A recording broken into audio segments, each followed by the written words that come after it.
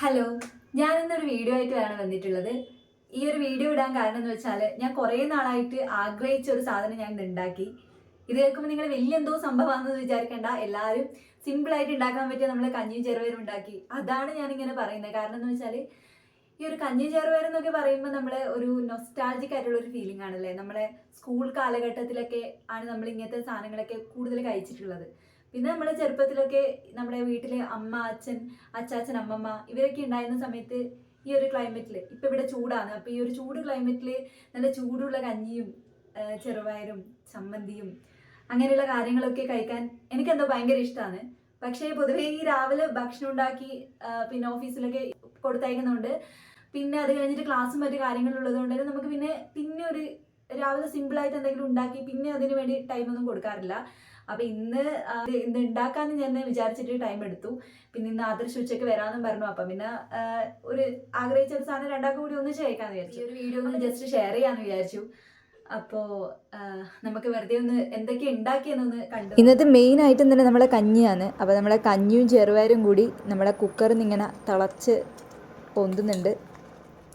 അങ്ങനെ നല്ല ചൂടുള്ള കഞ്ഞി ആയിട്ടുണ്ട്.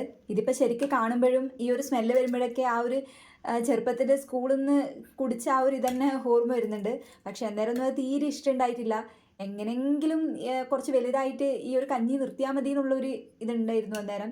എന്താ വെച്ചാൽ എപ്പോഴും ഒരേ സാധനം തന്നെ തിന്നിട്ട് അന്നേരം ഒരു മടുപ്പാണ് എപ്പോഴും. പിന്നെ ഇടയ്ക്കെല്ലാം നമ്മൾ ചമ്മന്തിയോ അങ്ങനെ എന്തെങ്കിലും എല്ലാം ഇലയിലെല്ലാം പൊതിഞ്ഞിട്ട് ചെറിയ കറിയോ അങ്ങനെ എന്തെങ്കിലും കൊണ്ടുപോകാറുണ്ട്. പിന്നെ ഇപ്പോഴാണ് ഇതിൻ്റെ എല്ലാം ഒരു വില മനസ്സിലാവുന്നത്. അതിനുശേഷം എന്താ ഉള്ളതെന്ന് വെച്ചാൽ നല്ല മാങ്ങാ ചമ്മന്തിയാണ്. മാങ്ങ മിഞ്ഞാന്ന് വാങ്ങിയിട്ടുണ്ടായിരുന്നു, പച്ചമാങ്ങ. എനിക്ക് മാങ്ങാ ചമ്മന്തി ഭയങ്കര ഇഷ്ടമാണ്. നല്ലൊരു ടേസ്റ്റ് അല്ലേ അതിന്, സാധാരണ ചമ്മന്തിനേക്കാളും. അപ്പം മാങ്ങ നല്ലോണം അരച്ചിട്ട് അതിൻ്റെ അകത്ത് ഇഞ്ചി, വെളുത്തുള്ളി, പച്ചമുളക്, പിന്നെ കുറച്ച് മുളക് പൊടി, ഉപ്പ് അങ്ങനെയുള്ള സാധനങ്ങളൊക്കെ ചേർത്തിട്ടുള്ള നല്ലൊരു മാങ്ങാ ചമ്മന്തി ആയിരുന്നു. ഇതിൻ്റെ കൂട്ടി നല്ല ടേസ്റ്റ് ഉണ്ടാവും തോന്നി, അതുകൊണ്ട് ഇതും ഉണ്ടാക്കി. പിന്നെ ഞാൻ എൻ്റെ ഒരു ഫേവറേറ്റ് ആയിട്ട് ഉണ്ടാക്കിയിട്ടുണ്ട്. ഫേവറേറ്റ് ആയിട്ടെന്ന് വെച്ചാൽ ഞാനിത് ആദ്യമായിട്ട് ഉണ്ടാക്കുന്നത്. പക്ഷെ ഇത് ഉണ്ടാക്കാനുള്ള കാര്യം എന്ന് വെച്ചാൽ ഇത് എന്താ സാധനം എന്ന് ആദ്യം പറയാം. ഇത് ഒരു സവാളേൻ്റെ അല്ലെങ്കിൽ നമ്മുടെ ഉള്ളീൻ്റെ ഒരു അച്ചാറാണ്. ഇത് ഞാൻ ആദ്യമായിട്ട് കഴിക്കുന്നത് എവിടെയാണെന്ന് വെച്ചാൽ നമ്മളെ മാമാനത്തെ അമ്പലമില്ലേ, അപ്പം മാമാനത്തെ അമ്പലത്തിൽ നിന്നാണ് ഇത് കഴിക്കുന്നത്. എൻ്റെ അമ്മ ആടുന്നാകെ 2 കറിയേ ഉള്ളൂ. പക്ഷേങ്കിൽ ആ 2 കറിയിൽ ഈ ഒരു സാധനം കൂട്ടി കഴിക്കുമ്പോഴേ എത്ര പെട്ടെന്ന് അവിടുന്ന് ഭക്ഷണം കഴിച്ച് തീരുവാനറിയില്ല. ഏകദേശം അതുപോലെയെല്ലാം ആയിട്ടുണ്ട്. അവിടുത്തെ കറിക്ക് കുറച്ചുകൂടി നല്ലോണം നല്ല ചാറുണ്ടാവുമായിരുന്നു. ഇതിലിവിടെ കുറവാണ്. എന്തായാലും ഈ ഒരു കഞ്ഞീൻ്റെ കൂടെ കൂട്ടി കഴിക്കാൻ നല്ല അടിപൊളിയാണെന്ന് തോന്നി, അതുകൊണ്ട് ഇതുണ്ടാക്കി. പിന്നെയുള്ള സാധനം നല്ല കട്ട തൈരാണ്. ഈ ഒരു കഞ്ഞീൻ്റെ കൂടി ഈ തൈരും കൂട്ടി കഴിക്കാൻ നല്ല ടേസ്റ്റ് ആയിരിക്കും. സാധാരണ നമ്മുടെ നാട്ടിന് അത്ര നല്ല തൈരൊന്നും എനിക്കിവിടെ തോന്നിയിട്ടുണ്ടായിട്ടില്ല. ഇവിടുത്തെ ബാംഗ്ലൂരിലെ തൈര് അത്ര പുളിയൊന്നും ഇല്ലാത്തൊരു ടൈപ്പ് ആണെന്നാണ് തോന്നിയത്. പക്ഷേ ഇപ്രാവശ്യം വാങ്ങിയത് കുറച്ചുകൂടി നല്ല ബെറ്ററാണ്. സാധനം കഴിക്കാൻ നല്ല ടേസ്റ്റാണ്. അപ്പോൾ ഇതെല്ലാം ഉപ്പെല്ലാം കൂട്ടിയിട്ട് ഒരു പിടിപിടിച്ച അടിപൊളിയായിരിക്കും. പിന്നെയുള്ള സാധനം കുറച്ച് ദാരിദ്ര്യമാണ്. ഇത് പിന്നെ ഞാൻ ഇതിൻ്റെ കൂടെ വെച്ചു എന്നേ ഉള്ളൂ. ആകെ ഒരു പപ്പടേ ബാക്കി ഉണ്ടായിട്ടുള്ളൂ. പപ്പടം പൊതുവേ 3-4 എണ്ണം ഒന്നിച്ച് കഴിക്കുന്നതാണ്. പക്ഷേ ഇപ്പം നോക്കുമ്പോൾ ഒന്നേ ഉണ്ടായിട്ടുള്ളൂ. അപ്പം പിന്നെ ആ സാധനം ഞാൻ ഒന്നുണ്ടാക്കിയിട്ട് അത് മുറിച്ച്. പിന്നെ കുറച്ച് കഴിയുമ്പോൾ തന്നെ ആദർശ് വന്നു.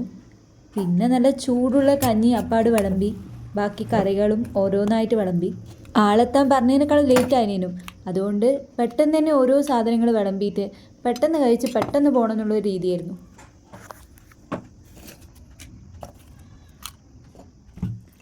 അങ്ങനെ ഞാൻ ആ ചൂട് ചോറും തൈരും അച്ചാറും പപ്പടവും എല്ലാം കൂടി കൂട്ടി കുഴച്ച് നല്ലോണം തിന്നു. നല്ല ചൂടുണ്ടായിരുന്നു. മാത്രമല്ല ആ കറക്റ്റ് ടൈമിന് കറണ്ടും പോയിന്. പിന്നെ ഞാൻ ഉണ്ടാക്കിയ ഫുഡിനെ കുറച്ചെല്ലാം പൊക്കിയടിച്ച്.